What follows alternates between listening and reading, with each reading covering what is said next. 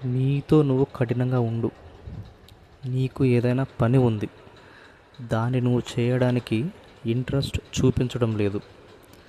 ఆ పని నీకు చాలా ఇంపార్టెంట్, అయినా నువ్వు బద్ధకంగా ఉంటున్నావు.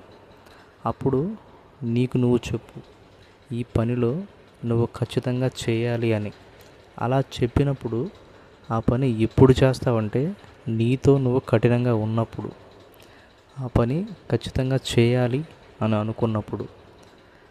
ఇక్కడ కఠినంగా ఉండటం అంటే అర్థం క్రమశిక్షణగా ఉండటం, బద్ధకాన్ని వదిలేయటం, ఏదైనా పని ఉంటే వాయిదా వేయకుండా ఉండటం.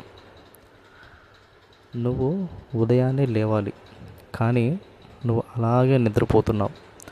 నీకు నువ్వు గట్టిగా చెప్పు, లే, నిద్రలో నుండి పైకి లే, ఇది నిద్రపోయే సమయం కాదు, ఇలా చేస్తే నువ్వు సోమరిపోతూ అయిపోతావు అని నీకు నువ్వు గట్టిగా చెప్పు. చెప్పడమే కాదు, అది చెయ్యి.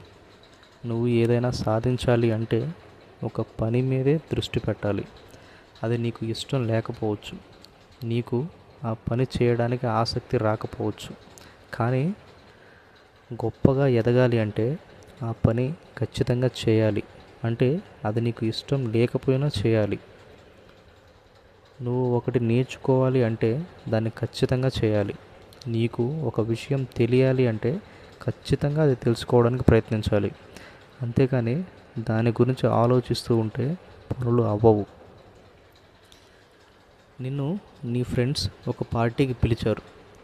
అదే సమయంలో నీకు ఏదైనా పని ఉంది. అప్పుడు నీ లోపల ఉన్న వ్యక్తి ఏమంటాడు? పార్టీకి వెళ్దాం, ఎంజాయ్ చేద్దాం, ఫ్రెండ్స్తో బయట తిరుగుదామని.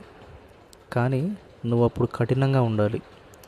ఎలా అంటే నీ లోపల ఉన్న వ్యక్తికి చెప్పాలి, అలా వృధాగా సమయం గడిపేస్తే ఎందుకు పనికి రాకుండా పోతావు.